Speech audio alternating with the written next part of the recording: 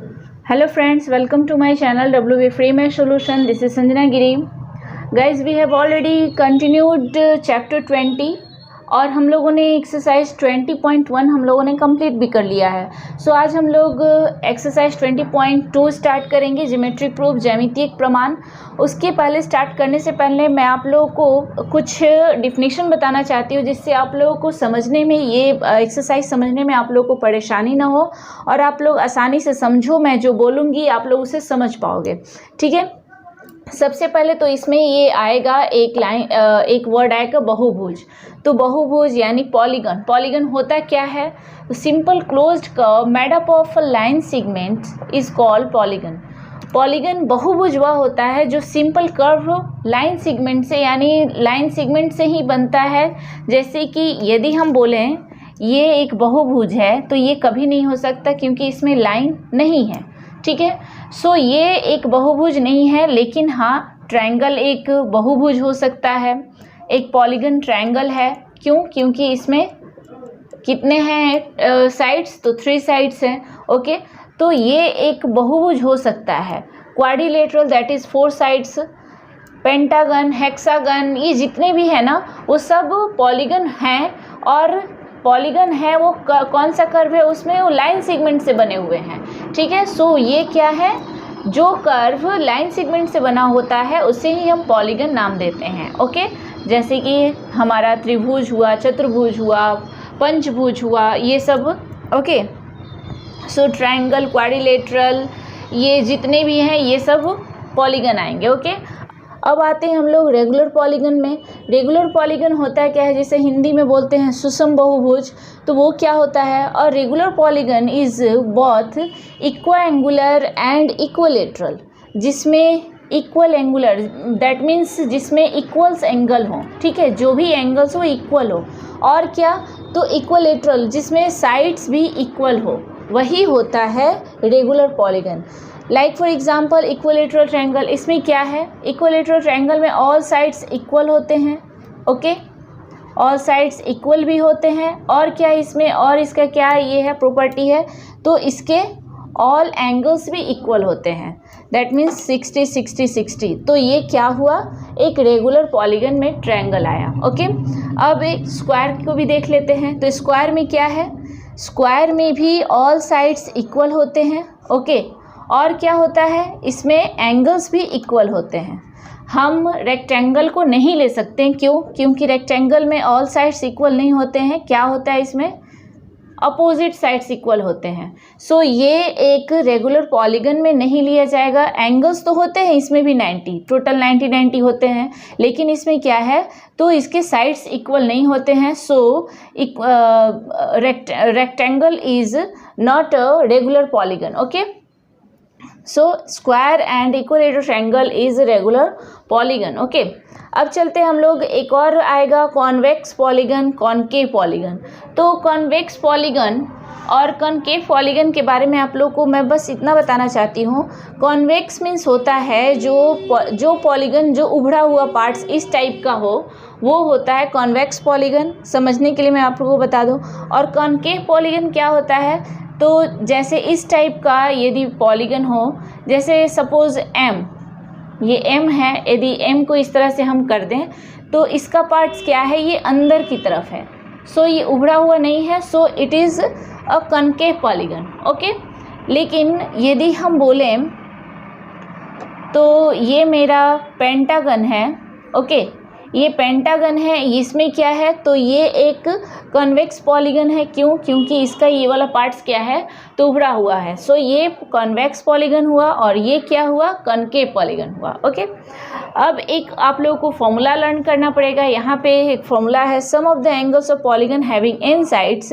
वह अंतः कोणों का योगफल, एक्चुअली में अंतः कोणों का योगफल यानी इंटीरियर एंगल्स को यहाँ पे निकालने के लिए उनका योगफल के लिए पॉलीगन का बहुभुज का फॉर्मूला होता है जिसमें एन साइड्स। अब एक्चुअली हमें तो पता नहीं है कि कितने साइड्स हैं। सपोज पेंटागन है यदि, तो उसके कितने साइड्स होते हैं? 5 साइड्स होते हैं, हेक्सागन है 6 साइड्स हुए उसके, तो उसके यदि इतने साइड्स वाले यदि पॉलीगन हो तो उनका हम एंगल्स, सम ऑफ एंगल्स कैसे निकालेंगे, तो उनका फॉर्मूला क्या होता है, n-2 इंटू 180, n-2 इंटू 180। बहुत ही इंपॉर्टेंट फार्मूला है, आप लोगों का इस पे बहुत सारे सम्स आएंगे। सो ये आप लोगों को लर्न कर लेना है, और ये जब मैं आप लोगों को बताऊं, यदि चैप्टर स्टार्ट करूं, सॉरी एक्सरसाइज स्टार्ट करूं, तो आप लोग को घबराना नहीं है, आप लोग समझोगे भी। ओके, सो आज मैंने इतना आप लोगों को मैंने ये सोचा कि आप लोगों को इतना बता दूं जिससे आप लोग आगे बढ़ो तो आप लोग को प्रॉब्लम ना हो। ओके, अब हम लोग चलते हैं एक्सरसाइज पे। सो आप लोग क्वेश्चन नंबर 1 देखो, एक्सरसाइज 12.2 का दिया हुआ है कि नीचे के बहुभुज के अंतः कोणों का योगफल का मान लिखें। यहाँ पे क्वेश्चन दिए हुए हैं 6 तक है, पंचभुज, षष्ठभुज, सप्तभुज, अष्टभुज, दशभुज और बहुभुज जिसकी भुजाओं की संख्या 12 है। ठीक है, तो चलो इसे बनाते हैं, बहुत ही ईजी है। पहले भी मैं बता चुकी हूँ कि sum of the measurement of interior angle या angles of a polygon equal to क्या होता है, तो n-2 इंटू 180 होता है। ठीक है, सो हमें यही फॉर्मूला पे इस सबका निकालना है, इसका सबका आंसर निकलेगा। इंटीरियर एंगल्स का यहाँ पे पूछा है, अंतः कोणों का मान, तो योगफल पूछा है, यानी अंतः कोणों का योगफल। ओके, सो क्वेश्चन नंबर 1 का हम पहले लिखेंगे। क्वेश्चन नंबर 1 में पेंटागन दिया है, पेंटागन दैट मीन्स पंचभुज, 5 जिसकी भुजाएं हैं। ओके, तो यहाँ पे हम लिखेंगे, हम लोग जानते हैं कि sum of measurement of angles equal to कितना होता है, n-2 इंटू 180। अब n की जगह पे हमें क्या पुट करना है, 5। ओके, सो हम यहाँ पे लिखेंगे क्वेश्चन नंबर 1 का पेंटागन इक्वल टू यहाँ पे n, so n equal to यहाँ पे लिखेंगे कितना है, 5 है। ओके, सो यहाँ लिखेंगे sum of measurement of interior angles equal to of pentagon भी लिख सकते हैं, पेंटागन इक्वल टू n की जगह पे हम क्या पुट करेंगे, तो 5। Okay, 5 - 2 into 180 degree, that is 5 - 2, सो 3 हो गया, 3 इंटू 180, सो कितना हो गया, 540 डिग्री। ये हो गया हमारा sum of measurement of pentagon interior angles का, यहाँ पे टोटल योगफल उनका निकला। ओके, अब क्वेश्चन नंबर 2 है। क्वेश्चन नंबर 2 में क्या दिया है, हेक्सागन दिया है, यानी षष्ठभुज दिया है। षष्ठभुज में हम क्या करेंगे, सो हेक्सागन है यहाँ, hexagon that means, so n equal to कितना हो गया, यहाँ 6 हो गया। सो हम यहाँ पे लिखेंगे sum of measurement interior,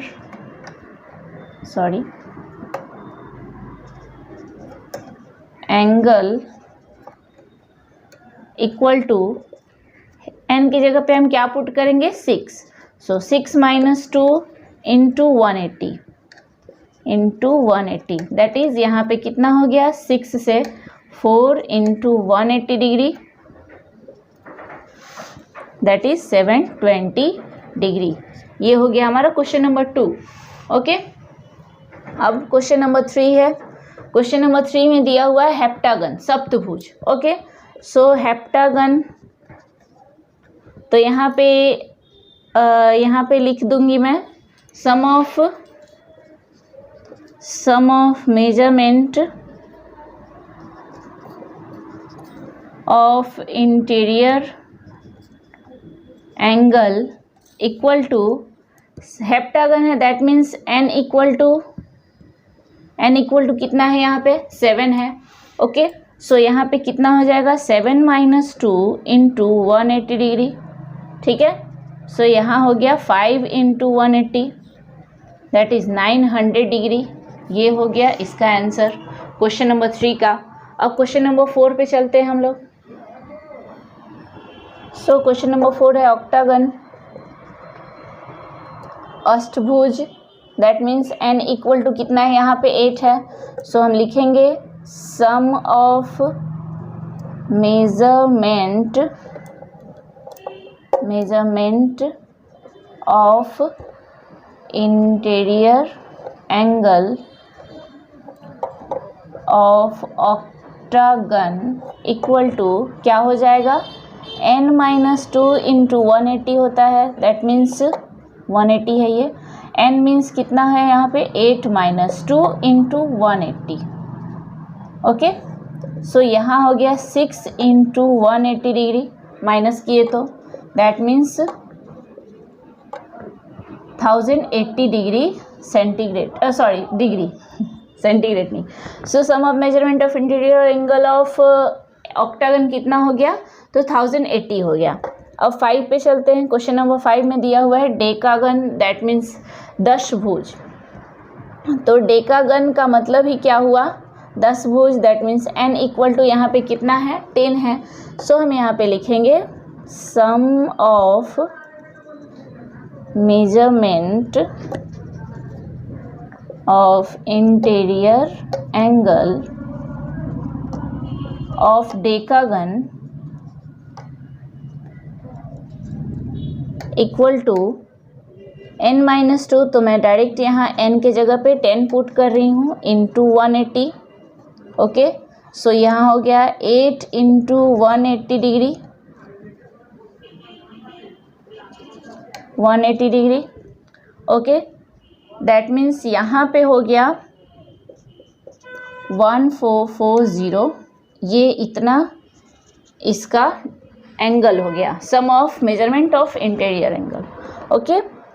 now अब हम लोग चलते हैं क्वेश्चन नंबर 6 में। क्वेश्चन नंबर 6 है पॉलीगन विथ 12 साइड्स। यहाँ इसका मतलब है इन n, इसका n का वैल्यू यहाँ पे कितना दिया है, तो 12 दिया है, ठीक है। सो हम यहाँ लिखेंगे सम ऑफ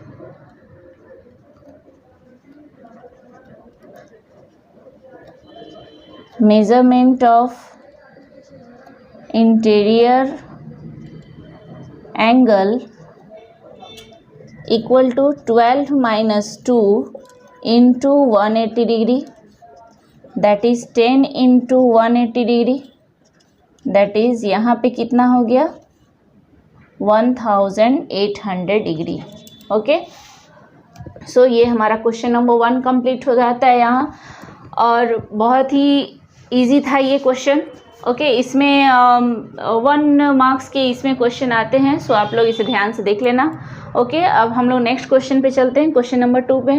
क्वेश्चन नंबर 2 दिया हुआ है एक चतुर्भुज के तीनों कोनों का मान यहाँ पे दिया हुआ है 104.5 degree, 65 degree and 72.5 degree.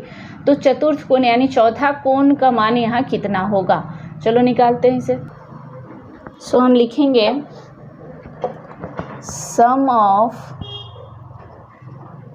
measurement of 3 angles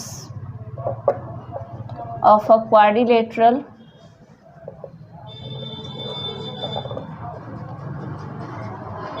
equal to कितना दिया हुआ है 104.5 डिग्री था, एक था 65 डिग्री और एक था 72.5 डिग्री, ठीक है। इसका हम योगफल यानी यहाँ सम ऑफ मेजरमेंट निकाल रहे हैं। सो यहाँ पे ये टोटल कितना हो गया 242 डिग्री हो गया, ठीक है। अब हम लोग क्या जानते हैं, एक क्वाड्रिलेटरल का वैल्यू कितना होता है, उसके एंगल्स का टोटल एंगल्स का वैल्यू कितना होता है 360 होता है, ठीक है। ये टोटल वैल्यू कितना होता है 360। कैसे, तो मैं आप लोगों को बता दूं, यहाँ जैसे ये एक क्वाड्रिलेटरल है, ठीक है, चतुर्भुज है। चतुर्भुज का डायगोनल जब बीचों बीच काट देता है ना इसे, तो यहाँ पे 2 ट्रायंगल में ये डिवाइड हो जाता है, ठीक है। एक ये वाला ट्रायंगल, एक ये वाला ट्रायंगल। इसका एक ट्रायंगल का वैल्यू कितना होता है, तो 180 डिग्री होता है, और एक ये भी ट्रायंगल बन गया, सो इसका भी वैल्यू 180, दैट मीन्स इसका टोटल वैल्यू कितना हो जाता है 360 डिग्री हो जाता है, ठीक है। तो जैसे कि ट्रायंगल का वैल्यू कितना होता है 180 होता है ना, उसी तरह यहाँ पे क्वाड्रिलेटरल का वैल्यू कितना होता है 360। सो हम क्या करेंगे, फोर्थ एंगल हम कैसे निकालेंगे, 360 से इसको माइनस कर देंगे तो हमारा फोर्थ एंगल निकल जाएगा, ठीक है। तो वही हम यहाँ पे करेंगे, यहाँ पे इसको हम माइनस कर देंगे तो निकल जाएगा। सो हम यहाँ पे लिखेंगे, so measurement measurement of fourth angle equal to of a quadrilateral, ऐसे लिख दें, of a lateral equal to 360 minus 242 degree. Okay, ये डिग्री है, दैट मीन्स यहाँ आ गया 118 डिग्री। आप यहाँ लिख सकते हो कि we know that sum of measurement, ये मेजरमेंट है, measurement of angles of quadrilateral equal to कितना होता है, तो 360 होता है। सो 360 से मैंने माइनस किया यहाँ पे। ओके, क्वेश्चन नंबर 3 भी सेम वही है। क्वेश्चन नंबर 3 में यहाँ दिया हुआ है कि एक पंचभुज की 4 भुजाओं का यहाँ पे दे दिया है वैल्यू, और हमें 5वां भुज 4 भुजा नहीं, 4 कोनों का योगफल यहाँ पे दिया हुआ है, और 5वां कोण हमें निकालना है। ठीक है, तो चलो इसे निकालते हैं। तो यहाँ हम लिखेंगे सम ऑफ 4 एंगल्स ऑफ, यहाँ पंचभुज दिया है, पेंटागन इक्वल टू दिया हुआ है 65 degree plus 89 degree plus 132 degree plus 116 degree. Okay, और टोटल को हम ऐड करेंगे तो आया हमारा 402 डिग्री। ओके, सो हम यहाँ पे लिखेंगे, सो अब यहाँ हमें क्या निकालना है, चौथा साइड हमें निकालना है, चौथा एंगल निकालना है। हम इसे कैसे निकालेंगे, बिकॉज हमें तो ये पता नहीं है ना कि पेंटागन है ये, और पेंटागन में कितना इसका वैल्यू कितना है, इसके एंगल्स का टोटल वैल्यू कितना है, ये तो हमें नहीं पता। सो हम क्या करेंगे यहाँ पे, जैसे कि हमारा फॉर्मूला है n-2 इंटू 180, उस फॉर्मूला से पहले हम टोटल एंगल्स का वैल्यू निकालेंगे। तो हम यहाँ पे लिखेंगे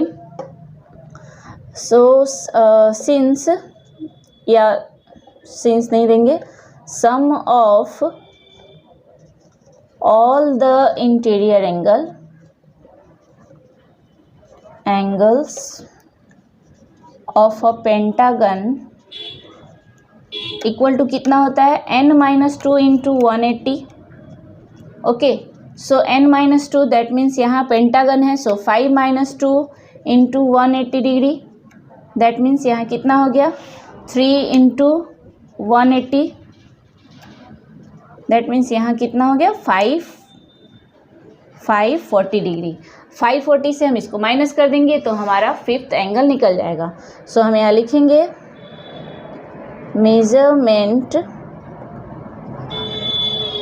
measurement of 5th angle of pentagon equal to 540 minus 402 degree. Okay, so यहाँ इसका वैल्यू निकल गया 136 डिग्री। सो गाइज, ये हमारा क्वेश्चन नंबर 3 भी सॉल्व हो गया। ओके, सो आज इतना ही। नेक्स्ट हम लोग वीडियो में क्वेश्चन नंबर 4 से स्टार्ट करेंगे। ओके, सो वीडियो देखते रहो और अपने फ्रेंड्स के साथ शेयर करना, लाइक करना, और हाँ, सब्सक्राइब करना ना भूलना। Thank you, bye bye.